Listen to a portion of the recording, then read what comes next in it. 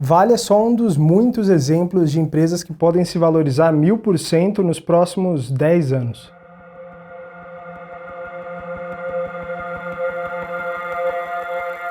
Por que eu estou falando que pode se multiplicar por mais de 10 vezes? Porque isso é o que a gente viu no ciclo passado das commodities. Então quem acompanhou aí o mercado entre 2002 e 2008 viu tacadas de 1000, 2000, 3000% com algumas das maiores empresas do Brasil. Mas tem um setor que o Brasil apresentou produtividade marginal, ou seja, produtividade além dos fatores, produtivos dentro de uma economia, foi justamente dentro do agronegócio e ligado às commodities. As commodities salvaram o Brasil de diversas recessões no passado. E as principais empresas aqui no Brasil são competitivas e são verdadeiras empresas globais. Eu vejo várias empresas negociando aqui no Brasil com descontos excessivos em relação ao que acontece lá fora, por diversos fatores. A pandemia afetou o mundo como um todo e as empresas no Brasil foram ainda mais afetadas. Por quê? Em um momento em que a gente tem transição de política monetária global, transição política, então a gente viu o Trump saindo e o Biden assumindo no meio de uma pandemia, então tem muita mudança acontecendo no mundo, China ganhando uma participação muito de relevância no cenário político e econômico global, então todos esses fatores fazem nesse momento com que os investidores estrangeiros, que têm uma participação muito representativa aqui no Brasil, se afugentem. Então isso criou aqui uma grande oportunidade para as ações e Vale é uma das maiores empresas do Brasil e uma das empresas que melhor pode capturar esse movimento de alta das commodities, que é um movimento, na minha opinião, que deve acontecer nos próximos 8 anos. E quem conseguir se posicionar nesse momento, com certeza, vai conseguir aí grandes tacadas.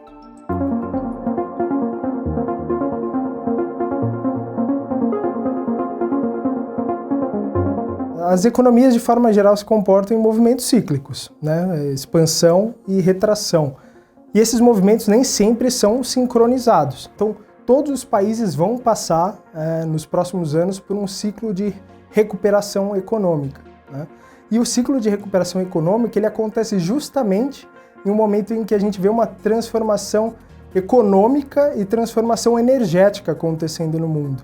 Então há uma demanda climática, a gente tem um problema climático grande para resolver em todo o mundo e para fazer essa transformação, tornar a produção de energia, que é um insumo essencial para a vida moderna, você precisa consumir commodities primárias. Então para construir uma eólica você precisa de aço, para construir um painel solar você precisa de diversos minerais. Então você tem um consumo da natureza que vai fazer com que essa demanda por commodities se mantenha acelerado. Além de tendências que são tendências mais claras. A população cresce a cada ano, hoje a gente tem 7 bilhões de pessoas na Terra, mas isso em 2050, 2060 será com certeza muito maior. A gente vai estar falando aí na casa dos 10, 11 bilhões de pessoas. E isso demanda diversos insumos, principalmente alimento. Então, o que alimenta as pessoas?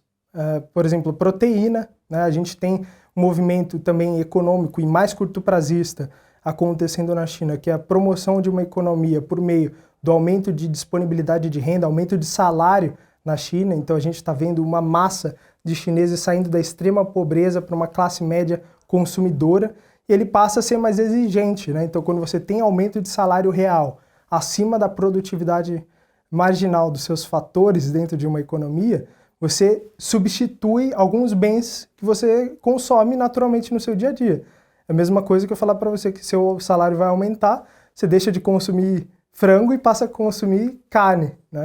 Então isso faz com que a gente seja um player relevante para o futuro, para atender essa demanda que vai aumentar com volume de pessoas na Terra, vai aumentar por uma mudança e uma necessidade de investimento. E a gente praticamente não viu grandes investimentos sendo realizados nos Estados Unidos e aqui no Brasil na última década. E isso foi o que aconteceu no começo dos anos 2000. Então a gente viu ali no começo dos anos 2000 muitos investimentos aqui no Brasil.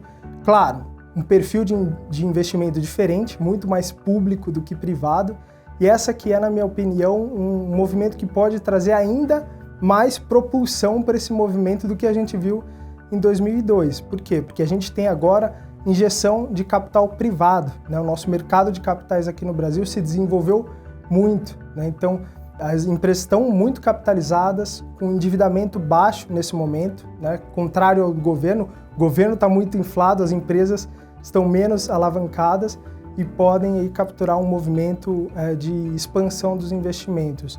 Muitas pessoas se questionam, né? O país está muito endividado, não vai conseguir investir o suficiente para, de fato, presenciar e ter capacidade de surfar um ciclo das commodities. Na minha opinião, isso não é o problema, até porque o Brasil tem uma reserva de emergência grande, a gente tem reservas internacionais em dólar cerca de 5 vezes maior do que a gente tinha no último ciclo das commodities. Quando a gente fala de commodities, a gente fala de uma arena global, né? Então a gente está falando do Brasil e diversos players. Quando a gente fala principalmente de Vale, minério de ferro, o Brasil compete diretamente com a Austrália. O Brasil, ele tem algumas vantagens nessa competição, que é ter uma energia para gerar esse minério de ferro mais baixa, ou seja, olhando para o futuro, a China tendo metas agressivas para redução de emissão de CO2, o Brasil passa a ser competitivo. Por quê? Porque a gente extrai minério de ferro emitindo menos carbono na atmosfera e, além disso, o nosso minério, com propriedades químicas, é um minério de melhor qualidade, que emite menos CO2 na natureza para cada tonelada, né, que a gente exporta para a China. Então, o Brasil que perdeu representatividade para a Austrália nos últimos 10 anos tende a retomar essa representatividade. E, basicamente, essa retomada de representatividade, que é basicamente recuperar 10 pontos percentuais de market share do Brasil, já vai gerar uma demanda muito grande e o Brasil tem ainda uma reserva de minério de ferro muito substancial para garantir que a gente tem um ciclo aí muito virtuoso das commodities nos próximos 5, 10 anos. Acho que dentro do Ibovespa, a Vale, com certeza, na minha opinião, é a empresa que melhor pode capturar esse movimento do ciclo das commodities, independentemente do que acontecer no cenário macro, né? Todo esse cenário macro que a gente está desenhando aqui. Ou seja, tem um potencial de se valorizar 100% só para recuperar esse padrão histórico. Tem também um gap para a gente recuperar em preço da Vale, ou seja, valorização direta na bolsa, grande em relação aos pares australianos. Então o minério de ferro não precisa subir, a gente não precisa ver um ciclo das commodities para ver Vale se valorizando 50%, 60%. Isso não precisa acontecer. Agora, se a gente vê um ciclo das commodities acontecendo, além desse 100% aqui para recuperar esse patamar histórico de precificação, aí tem muito para subir. Além de mineradoras, a gente pode falar de todo o agronegócio, né, no Brasil. Então a gente tem desde empresas listadas na bolsa que compram e vendem terras, né, esse é um momento muito propício, a gente já está começando a ver muitas empresas vendendo as suas terras por 50%, 100% a mais do que estava precificado no seu balanço. Dado que a gente tem agora uma necessidade de preservar mais a natureza, terras agricultáveis vai começar a estreitar, né? Então, investir em terras agrícolas também é um negócio super rentável, que na bolsa deve se valorizar tanto quanto Vale ou muito mais nos próximos anos. Então, tem uma série de outras empresas ligadas a commodities agrícolas que também tendem a se beneficiar, além de uma série de empresas em toda a indústria que atendem e servem esses setores. Então, quando você fala em expansão em mineração, você está falando em aumento de valor para as empresas ligadas a retroescavadeiras ou que produzem, por exemplo, em terras agricultáveis, né, produzem silos agrícolas. Então, tudo que está nesse ecossistema, né, tem de se valorizar muitas vezes até mais. Commodity tem uma volatilidade imensa. Agora, as empresas que servem esse setor tendem a ter uma volatilidade menor e tem potencial de subir tanto quanto. E a principal forma de se expor é através de ações, né? Ações e BDRs. Né? O que são os BDRs? São as ações negociadas aqui no Brasil, mas de empresas que são listadas em qualquer lugar do mundo, né? Principalmente nos Estados Unidos. Por que ações? Porque você pega isso de forma direta, né? Se você investir em um fundo, o fundo diversifica muitas vezes muito o portfólio, né? Às vezes excessivamente o portfólio, então você pode não capturar essas tendências, né?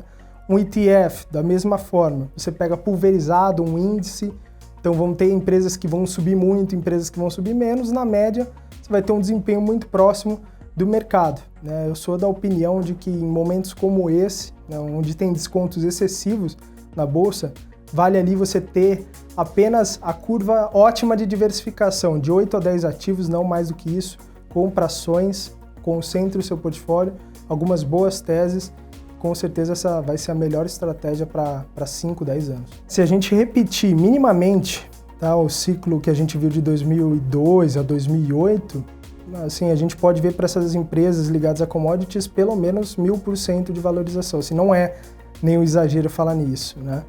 Curto prazo, eu vejo aí a oportunidade de até um ano, alguma coisa perto de 50%, 100% de valorização, que é uma valorização excelente. A gente está falando de uma taxa de juros de 8%, no máximo 10%, num cenário de estresse aqui no Brasil, você tirar 30% ao ano por 10 anos é um retorno excepcional. Peneirando aqui algumas ações na bolsa, eu já sei ali o que seria um ciclo de competência, quais são as empresas que eu tenho que olhar para identificar essas oportunidades. Em 2020, já teve um mini ciclo otimista com as commodities, então Vale já chegou a subir mais de 100%, né, e voltou, recuou bastante, e agora tem potencial para continuar se valorizando. Então, eu filtro algumas empresas, cerca de 4, 5 empresas na minha carteira que focam, que sejam também boas pagadoras de dividendos, ou seja, diminui o meu risco, né? Eu vou recebendo esse carrego aí todos os anos, né? Então eu vou recebendo aí em torno de 8, 10% de dividendos na minha carteira, que é um dividendo excelente. Então paga o meu custo de ficar segurando essas ações na carteira, né? E isso faz essas grandes porradas no longo prazo. E eu tentei diversificar a minha carteira não só em mineradoras, mas também em empresas ligadas ao agronegócio e também tem uma porção ligada a uma segurança. Eu teria ali um risco-retorno melhor para compor um portfólio em empresas de utilidade pública. Entre ações e BDRs, eu diria que hoje a gente tem em torno de 10 a 12 ações listadas, né? Então, cerca de 7 ações no Brasil, né, onde a gente está mais otimista nesse momento, e cerca aí de 5 empresas lá fora, em mineração. Então, quem já comprou aí já está começando a capturar aí grandes oportunidades, né? A gente já conseguiu realizar aí alguns lucros, mas aqui é a estratégia voltada no longo prazo, né? A gente, claro, quer pegar as pequenas ondas, mas a gente quer mesmo é pegar as tsunamis, né? Pegar os grandes movimentos, né? São movimentos que muitas vezes demoram para acontecer, mas esse é o melhor cenário, né? Porque dá tempo para a gente investir a um preço barato. E quando ela sobe, enquanto todo mundo está olhando, né, para comprar naquele momento, a gente começa a vender. Para ter acesso a essas carteiras, né, recomendadas, tanto de ações aqui no Brasil quanto em BDRs, hoje a gente tem isso tudo consolidado dentro de um programa que chama Mais Dividendos. No programa Mais Dividendos, basicamente, o meu objetivo é compor uma carteira que vai mudar muito pouco, tá, ao longo do tempo, de boas ações, empresas que sejam operacional e financeiramente saudáveis, tá, não vão dar grandes dor de cabeças e que pagam bons dividendos e que tem bom potencial de valorização aí nos próximos anos. A ideia qual que é? Cada semana eu passo uma atualização, então trago novidades, o que mudou nos fundamentos, o que pode de repente ter aumentado e elevado o nosso risco, ou que pode de repente fazer com que as ações se valorizem ainda mais, e semanalmente eu trago essas atualizações. Sempre que for interessante desinvestir ou investir em novas empresas, eu trago a sugestão sempre pontualmente, além, claro, de todas as atualizações que saem por meio dos nossos stories dentro do aplicativo e, claro, também dentro das redes sociais. Bom, para ter acesso ao Mais Dividendos e todos os outros programas que nós temos aqui, você precisa ter acesso à Monet. A Monet é o primeiro streaming de investimentos do país. Aqui você consegue acessar não só recomendações objetivas de investimento que vão fazer você ganhar mais dinheiro, mas e além dos programas de recomendações, dentro da Monet você vai ter filmes, séries, documentários que vão engrandecer o seu conhecimento, vai trazer para você essa noção do porquê a gente enxerga essa oportunidade com o ciclo das commodities e que está prestes a sair na nossa série A Economia do Futuro. Quanto custa para assinar a Monet? Bom, custa apenas R$ 49,90 por mês. É realmente muito barato, né? Para ter acesso a filmes, séries, documentários, além de recomendações de investimentos não só minhas, né?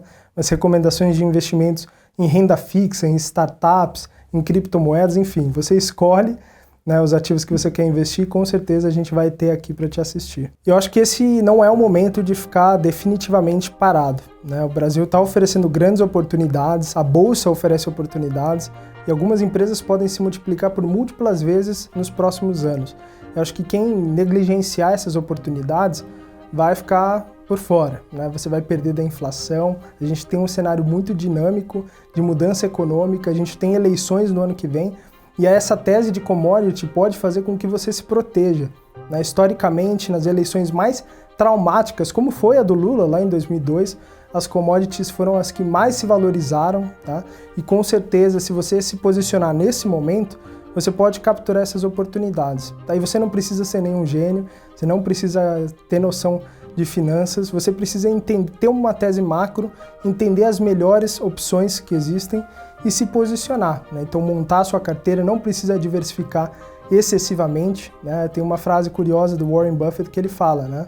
Quem diversifica muito é porque não sabe o que está fazendo, né? Tem momentos que a gente tem que concentrar um pouco mais o portfólio, comprar algumas boas empresas, que são empresas que podem fazer com que você se aposente de verdade aí nos próximos 5 ou 10 anos.